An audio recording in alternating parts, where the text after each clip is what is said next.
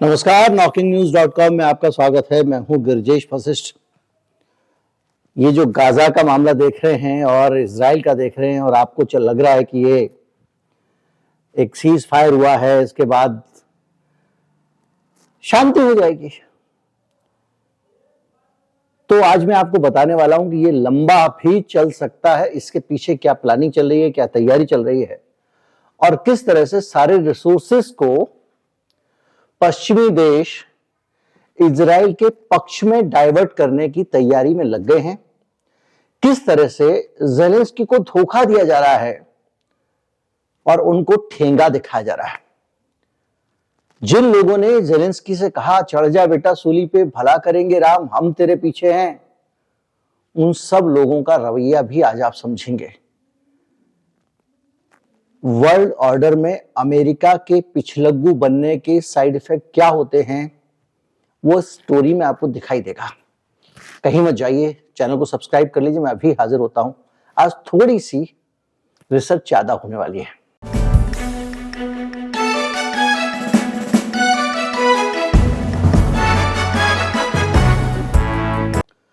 खबर यह है कि गजा में जो अभी शांति हुई है, अस्थाई युद्ध विराम हुआ है और जिस तरह से बंधकों को रिहा किया जा रहा है और उसके बदले में उसके 3 गुना ऐसे इजरायली नागरिकों को, माफ कीजिए फिलिस्तीनी नागरिकों को जेलों से छोड़ा जा रहा है जो बेकसूर है। एक बंधक के बदले 3 आदमी और ये सौदा चल रहा है। इसमें युद्ध विराम बढ़ता जा रहा है, 1-2 बार बढ़ चुका है, 1-2 दिन करके, और लोगों को लग रहा है कि अब कहीं बातचीत की टेबल पे मामला आ गया है और शांति रहेगी। लेकिन अमेरिका की चालबाजी को अगर कोई समझता है और जिसने पूरी दुनिया में अमेरिका का इतिहास देखा है, वो अच्छी तरह से जानता है कि ये एक पैंतरा है जिसके जरिए बंधकों को रिहा कराने भर का इंतजार है। उसके बाद नए सिरे से वहां पर हिंसा शुरू होगी, इजराइल का तांडव शुरू होगा। इजराइल और नेतन्याहू इसको लेकर पहले ही साफ कर चुके हैं और बार बार बोल रहे हैं कि इसका मतलब ये नहीं है कि हम माफ करने जा रहे हैं। कुछ लोग इंटरप्रिटेशन ये निकाल रहे हैं कि वो पब्लिक जेस्चरिंग कर रहे हैं, अपने नागरिकों को ये समझा रहे हैं कि भैया हमने इनको माफ नहीं किया है, लेकिन वो कर देंगे। पर हालात जो दिख रहे हैं वो कुछ और इशारा कर रहे हैं और पूरी दुनिया में इसको लेकर एक्टिविटी शुरू हो गई है। और जो एक्टिविटी शुरू हुई है उस पे जाएं उससे पहले आप इस इलाके का मिजाज जान लीजिए कि भले ही बंधक छोड़े जा रहे हैं, लेकिन इजराइल झुकने को तैयार नहीं है। सीज फायर को लेकर बिल्कुल शांति के बोर्ड में नहीं है। उसने हिजबुल्लाह के अभी मोर्चा खोल रखा है उत्तरी भाग में, इजराइल की खोपड़ी पे जो बैठा हुआ लेबनान, वहां हिजबुल्लाह के ठिकानों पर बम गिरा रहा है और हिजबुल्लाह ने अमेरिका के कई ठिकानों पर अपने रॉकेट छोड़े हैं। और ये जो गोलाबारी चल रही है उसके बीच में हिजबुल्लाह ने इजराइल के आईडीएफ यानी उनकी जो फौज है, उनकी आर्मी के ऊपर रॉकेट छोड़ दिया। खान यूनिस, मैंने आपको बताया था, खान यूनिस वो इलाका है कि पहले इन्होंने उत्तरी गाजा और दक्षिणी गाजा में बंटवारा किया और कहा उत्तरी गाजा को खाली कर दिया, एक लंबी पट्टी इसका ऊपर का हिस्सा खाली कराया। उसके बाद खान यूनिस इजराइल की सीमा से लगा हुआ दक्षिणी गाजा का हिस्सा है, अब उसको खाली कराया गया और उसको खाली कराने के बाद अब उस इलाके में बमबारी चल रही है, बावजूद इसके कि यहां पर युद्ध विराम चल रहा है। इस पूरी चीज के बीच में अब वेस्ट बैंक में भी इजराइल का विरोध शुरू हो गया है। रामल्ला में लोग सड़कों पर उतरे और उन्होंने विरोध किया। रामल्ला में या वेस्ट बैंक में लोग अगर सड़कों पर उतरते हैं तो ये अमेरिका, यूरोप में सड़कों पर उतरने जैसा नहीं। वहां पर विरोध करना, सड़कों पर उतरना इतना जोखिम भरा है कि कभी भी इजराइल आकर गोलीबारी कर देगा, अपने टैंक उतार देगा, अपने फौजी उतार देगा और फिर से फिलिस्तीन का कुछ हिस्सा कब्जा कर लेगा। इसके बावजूद लोग उतर रहे हैं, इससे आप अंदाजा लगा सकते हैं। और ये सब के बीच में ईरान में हमास का जो चीफ है उसके साथ में, कतर में ईरान के नेताओं के साथ में हमास के चीफ की मुलाकात हो रही है। यानी ईरान हमास के साथ तैयार हो रहा है। लेबनान में हिजबुल्लाह फिर खड़ा हुआ है हमास के साथ में, और हमास के पास में जो अकेली ताकत थी, हालांकि उसने अभी तक उसका इस्तेमाल नहीं किया था, बंधक, उनको एक समझौते के तहत अमेरिका यहां से छुड़वा ले रहा है गजा से। यानी गजा पट्टी में खुलकर बमबारी करने का ऑप्शन इजराइल के पास आ जाएगा। तो सारी चीजें देखें तो जा तो तनाव की दिशा में रही हैं, तनाव ना तो कम हो रहा है ना खत्म होने के आसार हैं। तो इस इलाके में तनाव कैसे बढ़ेगा, इसका अंदाजा इससे लगा सकते हैं कि अमेरिका इस बीच में जितने भी हमले कर रहा है उसमें घुमा फिराकर ईरान को निशाना बना रहा है, इजराइल भी ईरान को निशाना बना रहा है। अभी बाकी सारे के सारे जो देश हैं वो अमेरिका के आगे आगे पीछे पीछे, कोई पूछ हिला रहा है तो कोई दुम हिला रहा है तो कोई कुछ कर रहा है। तो शांति के आसार इस इलाके में तो नहीं है। तो ये तो मोटा मोटा दिखता है। आप कहेंगे इसके लिए आपका वीडियो देखने की क्या जरूरत है, ऐसे वीडियो तो सभी बनाते हैं। तो मेरा वीडियो देखने की जरूरत इसलिए है कि अब आप चलिए जरा कि इसके लिए चाहिए होंगे रिसोर्सेस। देखिए दुनिया में जो भी हथियार हैं, आप भी दिवाली में पटाखे चलाते हैं, छोटा सा उदाहरण ले लीजिए, आपकी एक सीमा है ना, उसके बाद आपके पटाखे चुगने लगते हैं, कितने दिन चलाएंगे। और ये तो बहुत एक्सपेंसिव चीजें हैं जो सैकड़ों करोड़ हजारों करोड़ की होती हैं। उन हथियारों को लगातार चलाया जा रहा है। एक आदर्श स्थिति मिलिट्री के हिसाब से ये मानी जाती है कि जो बफर होता है वो हथियारों का 3 महीने के लिए होता है, कि 3 महीने हम हैवी आर्टिलरी इस्तेमाल कर सकें और 3 महीने रोक रोक के कर सकें। तो 6 महीने के करीब इंतजाम करके सारे देश चलते हैं। यूक्रेन का 1 साल से ज्यादा हो गया है और यूक्रेन को भिड़ाने वाले जो उसके अपने लोग थे, चाहे वो नेटो के हों चाहे वो और लोग हों, उन सब लोगों का भी अब सब्र दे गया जवाब। तो अब रिसोर्सेस अगर यूक्रेन को और देंगे तो यहां भी तो चाहिए। तो अगर इजराइल में शांति स्थापित होनी होती तो यूक्रेन को वो रिसोर्स देते रहते हैं। लेकिन जो खबरें आ रही हैं उसके तहत अब यूक्रेन के ऊपर दबाव बनाया जा रहा है कि जितना हिस्सा तुम्हारा चला गया है, रूस ने हड़प लिया, हड़प लेने दो, तुम समझौता कर लो रूस के साथ में, जो जहां वहीं रुक जाए, बस इस पे समझौता कर लो। ये कैसे हो रहा है? अमेरिका का, माफ कीजिए, एक अखबार है जो कि आपका BILD, बिल्ड नाम से, जर्मन है। इस अखबार ने ये खबर छापी है कि ओलाफ शोल्ज, जो जर्मन के चांसलर है, वहां पे जो चांसलर ही कहते हैं, राष्ट्रपति मान लीजिए, प्रधानमंत्री कह लीजिए, और जो बाइडेन के बीच में रूजवेल्ट रूम में एक बैठक हुई थी और उस बैठक में इन लोगों ने यह तय किया कि अब यूक्रेन के ऊपर दबाव बनाया जाए कि वो इस युद्ध को खत्म करे। और दबाव बनाने का तरीका क्या सुझाया गया इस अखबार के मुताबिक, वो तरीका था कि इसको पैसे देना बंद कर देना चाहिए, राहत देना बंद कर देना चाहिए, रसद देना बंद कर देना चाहिए। 2 लाख लोग गवा चुका है अपने यूक्रेन, 2 लाख लोगों को मरवा दिया। उसके बाद कह रहे हैं कि अब इसको कहो कि शांति करे और इसको हथियार देना बंद करो, अपने आप ही शांति करेगा। ये सीन है। क्यों? क्योंकि उनको हथियार कहीं और चाहिए। अब आगे आते हैं। अगर आप इस खबर को और आगे बढ़ते हैं तो इसमें तो व्लादिमीर ज़ेलेंस्की के ऊपर ये दबाव कि भैया अब आप समझौता कर लो, अब बहुत ज्यादा आपको नहीं मिल पाएगा। तो कुछ बोल नहीं रहे, इशारों में बोल दिया। खुद जाके अमेरिका में मीटिंग कराया तो जर्मनी भी कह रहा भैया बहुत हो गया, अमेरिका भी कह रहा है बहुत हो गया, और बाकी नेटो वाले भी अंदर ही अंदर तपे हुए भैया, उनके अपने खजाने खाली हो गए और अपने हथियार खाली हो गए। और इनको तो हथियार अब यहां भी चाहिए होंगे जहां ये नई आग लगा रहे हैं। और एक और आग लग रही है जो कोरिया, उत्तर कोरिया बार बार अकड़ दिखा रहा है और उसने एक के बाद एक करके चुनौतियां दी अमेरिका को और उसके पिट्ठुओं को। तो अब ये वहां पे भी डिप्लॉयमेंट करना होगा। तो नतीजा ये हुआ है कि वो जो पैसे का वादा करते हैं ये लोग यूक्रेन से, वो भी नहीं दे रहे हैं। यूएस कांग्रेस में जो यूक्रेन को सहायता का पैकेज ऐलान किया था जो बाइडेन ने, वो अटक गया है। इसी तरह से यूरोपियन यूनियन ने भी यूक्रेन को मिलने वाले धन को अटका दिया है। यूएस कांग्रेस ने साफ कह दिया है कि भैया जो बिलियंस ऑफ डॉलर के पैसे अप्रूव किए हैं, 50 बिलियन यूरो के जो अप्रूवल था, उसको यूरोपियन यूनियन की जो संसद है, वो यहाँ के यूरोपीय देशों ने यूरोपियन यूनियन बनाया हुआ, मैंने उसको बताया, उनकी जो पार्लियामेंट है उसने अटका दिया है। उधर जो बाइडेन ने जिस मदद का वादा किया था उसको अमेरिका के कांग्रेस ने लटका दिया है।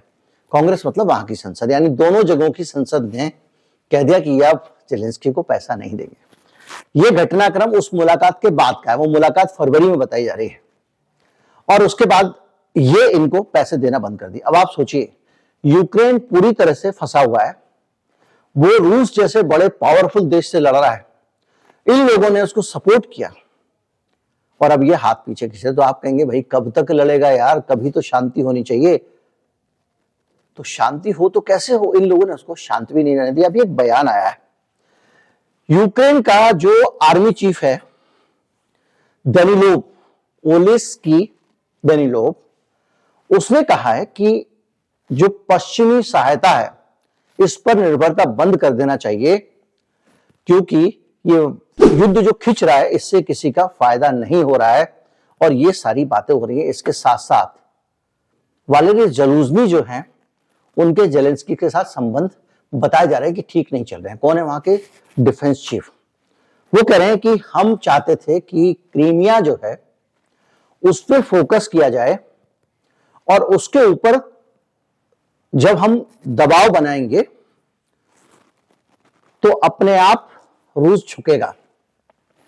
लेकिन जेलेंस्की ने जबरदस्ती सेना बखमुत की तरफ भेज दी, जिसके कारण अब स्थिति ऐसी आ गई है कि बखमुत से आप पीछे नहीं हो सकते हैं।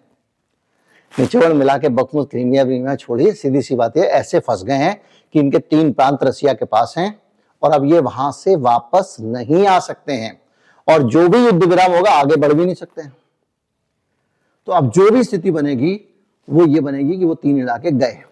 इसको लेकर ये जो वहां का आर्मी चीफ है वो खुन्नस में, उसने एक बयान दिया है। अब इसके साथ साथ ऑस्ट्रोविच हैं, उन्होंने एक और बयान दिया है कि 2022 में ही हम जीत गए थे, अगर हम क्रीमिया की तरफ बढ़े होते। तो भैया जीते क्यों नहीं? तो वो बता रहे हैं कि वो प्रधानमंत्री ब्रिटेन का जो है ना बोरिस जॉनसन, वो आ गया, पहुंच गया, और उसने वहां जेलेंस्की के ऊपर दबाव डाला कि नहीं अभी लड़ते रहो, अभी जीतना नहीं है। ये कौन कह रहा है? ये मैं नहीं कह रहा हूं, ये यूक्रेन के लीडर्स कह रहे हैं, जो वहां के बड़े लीडर्स हैं वो कह रहे हैं, और उन लोगों ने ये आरोप लगाए हैं कि ये सारा का सारा खेल वेस्ट का किया हुआ है। ओलेस्की ऑरेस्टोविच जो वहां पे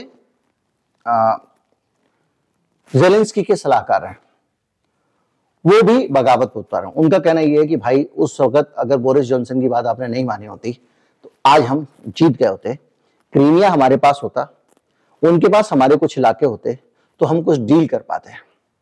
अब हम डील भी नहीं कर पा रहे हैं। तो निचोड़ क्या? निचोड़ ये कि जब वो जीतने की तरफ बढ़ रहा था, एक इलाका कब्जा करने वाला था, तब खुद प्रधानमंत्री ब्रिटेन का गया और उसको भड़का के आया कि नहीं तुम शांत नहीं बैठ सकते। यह होता है दूसरों के ऊपर निर्भर रह के जो लड़ जाते हैं ना उनका। और जो लोग अमेरिका परस्ती वाली सरकारें हैं ना दुनिया की, उनको सबको एक न एक दिन ये झेलना है। इसीलिए मैं कहता हूं कि भारत को बैलेंस रहना चाहिए, और जब भारत की विदेश नीति में कुछ संतुलन दिखाई देता है तो मुझे अच्छा लगता है। मैंने हमेशा तारीफ की इस सरकार की भी। तो ये जो पूरा सीन देखिए आप, उस आदमी ने अपना देश बर्बाद कर दिया, 2 लाख लोग मरवा दिए, जिंदगी उसकी नरक अपने आप में एक तरह से देखा जाए तो, क्योंकि हालांकि वो लोग महलों में रहते हैं, उनको क्या फर्क पड़ता है। और अंदरूनी दबाव ये भी है कि उसके जो नजदीकी लोग हैं, उनका जो चीफ था इंटेलिजेंस का, उसकी बीवी को जहर दे दिया लोगों ने। इतने खतरनाक टाइप की स्थिति में इस वक्त यूक्रेन जी रहा है। अगर आप सोचिए, आप राष्ट्रपति हैं, आपका जो इंटेलिजेंस का चीफ है जिसके साथ रोजमर्रा में आपको जानकारी मिल रही है, उसकी बीवी को कोई जहर दे दे, आप कितना डर जाएंगे। आपका आर्मी चीफ कह रहा है कि आपको मरवा दिया, और ये पूरे प्रेशर में यूक्रेन है। उधर से ही प्रेशर वेस्ट की तरफ से भी है। अब क्या हो रहा है कि यूक्रेन तो ठगा हुआ महसूस कर रहा है, क्योंकि अब ये हो गया यूजेन थ्रो। अब जेलेंस्की की जरूरत नहीं है पश्चिम को। वो कह रहा है जेलेंस्की से, तुम निपटा भैया, आपस में करके खत्म करो यार, समझौता कर लो, राजीनामा कर लो, बहुत होगा झगड़ा, ठीक है। अब वो राजीनामा कहां से कर ले?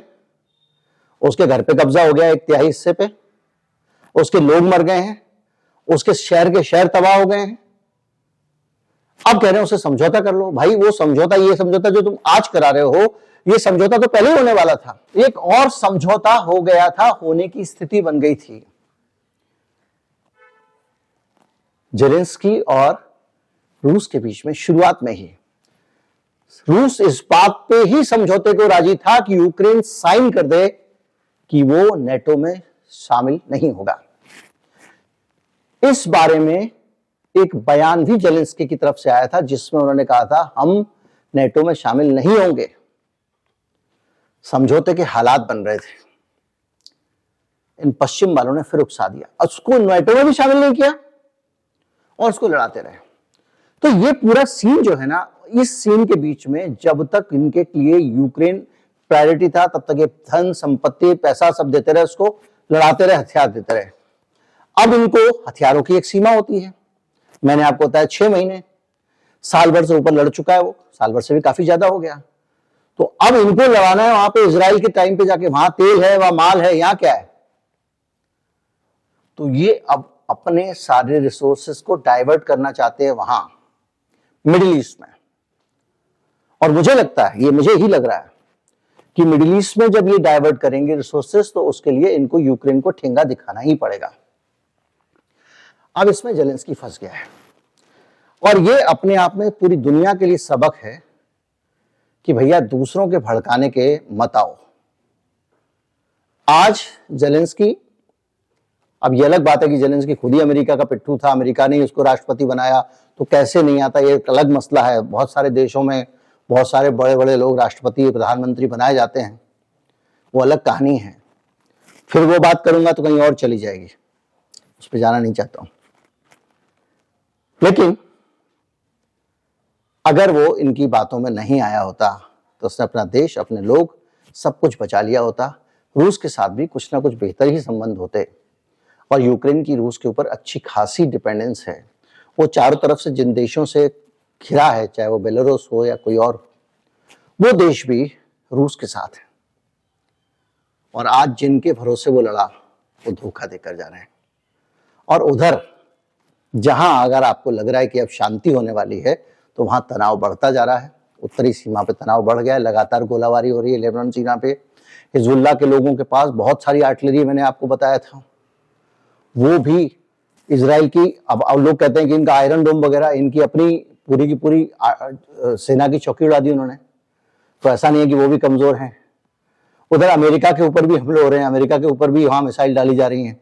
तो जाहिर बात है कि यहाँ पे अब इंटेंसिटी बढ़ने वाली है। जब से ऐसे ये बंधक मुक्त करा लेंगे, ये बदमाशी शुरू कर देंगे। जो भी है, मेरा काम है सूचना देना और विश्लेषण देना, वो दोनों मैं आपको दे चुका हूं। नमस्कार, जय हिंद।